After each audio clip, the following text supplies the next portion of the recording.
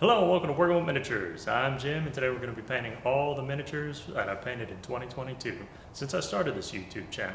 We'll see how far I've progressed and at the end we'll see what the 5 top worst I've painted are and what the 5 top best I've painted are. Let's get started.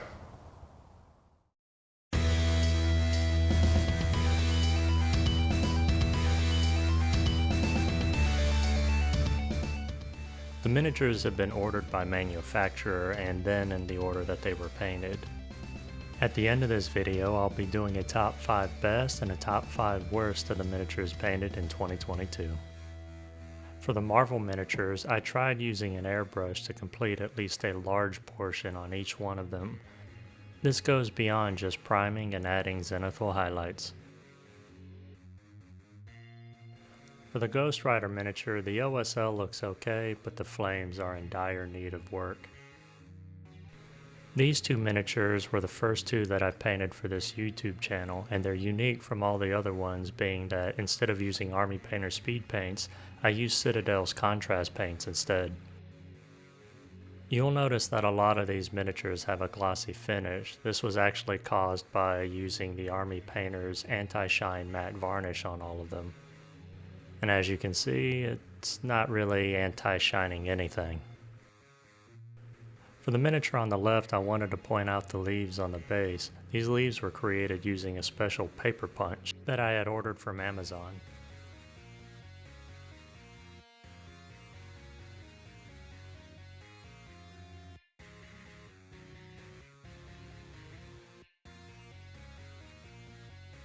The cavern mushrooms were created by putting hot glue into water. This allowed it to dry without having a flat side. I then only painted the underside of the mushroom cap. Every time I see the paladin on the left, I cringe.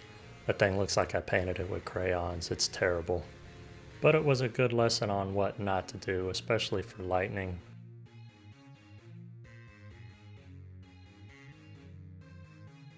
The water on these wells are just transparent inserts that easily pop out. To get them to look like I did, I only painted the very bottoms of the water and then reinserted it. Do not paint the tops if you want them to look like this.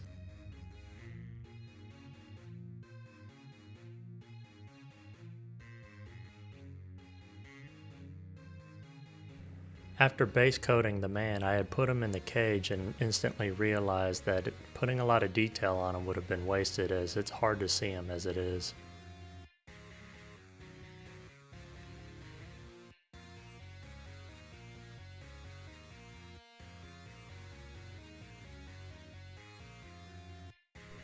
This box set of miniatures was the very first miniatures I've ever painted using Army Painter speed paints. I've come a long way since painting these, and I learned a lot of valuable lessons on this set. Particularly, Crusader skin is kind of ashy, and that Zealot yellow has a lot of rootiness in it. Additionally, I quickly learned about the reactivation phenomena. Because this box set of miniatures has a lot of exposed flesh, I used the Army Painter's skin tone paint set to paint all of these. I didn't use any speed paints, and I layered painted everything. This set of miniatures actually has a third piece to it, but the third piece was painted the year prior, and that's why it's not displayed here.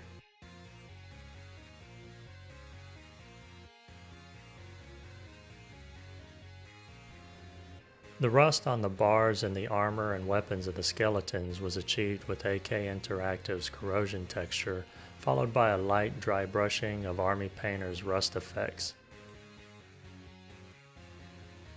The flesh on these two vampires were god-awful, and I had to redo them 3 different times. However, I did learn here that I could blend speed paints over other speed paints that was still wet. I wasn't sure what this miniature was supposed to be holding. Perhaps it was supposed to be a wand. Instead, I converted it into a cigar by painting embers on the end of it and then gluing wisps of cotton to represent smoke. The rainbow wig on the zombie stripper on the left was created by first painting the hair with metallic, followed by a recycled pattern of different speed paints. I know the miniature is called a silver dragon, but I had received a request to paint a green dragon, and this was the only dragon available at my local miniature store.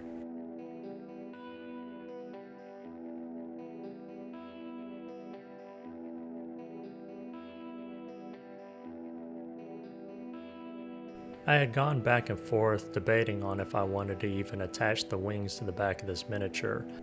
I finally decided that I would, but then I realized I had glued the hand holding the rifle on incorrectly. It looks fine on the miniature, but in this position it prevents the wings from being attached.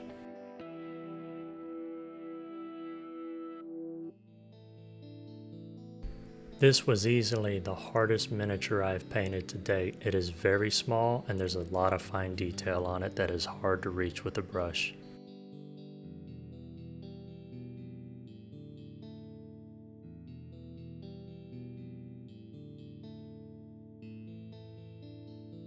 For the worst miniatures I painted, the conscripts, I think I was just a little lazy with. All I really did was slap speed paint on it and then throw one highlight over everything.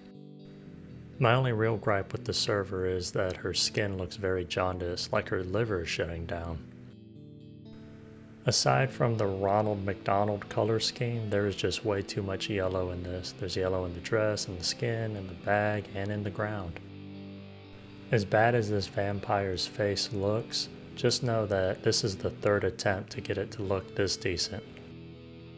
This thing's terrible. I failed on trying to do a lightning sword and the colors just look like I used crayons. Skill wise, there's nothing special here. I just really like how this miniature looks. The rust effects adds a lot to the feel as well. I had a lot of fun painting this miniature and I really do like the sculpt of it, and I'm particularly happy with how the cigar came out. No speed paints were used on this model, just airbrushing and layering. I did a lot of research on Pakistani skin tones, and I hope I did them justice. If it weren't for the anti-shine matte varnish spray from Army Painter, this would be my #1 pick. The spray caused a cloudy look on it, and it really dulled the vibrancy of the green. I read you can get rid of this cloudy effect by brushing on olive oil and then rinsing it off, but I haven't been brave enough to try this yet. And my #1 pick is the last miniature I painted so far. I really like how the jumpsuit and jacket and eyes came out. It's going to wrap it up for today. I hope you enjoyed reviewing everything that I painted this year, and if you have any disagreements or agreements on what my top 5 best and top 5 worst miniatures that I painted this year are, please leave it in the comments. And as always, like, share, and subscribe. I'm Jim with Working With Miniatures. I'm truly grateful for your time, and I bid you a fond farewell. Till the next video.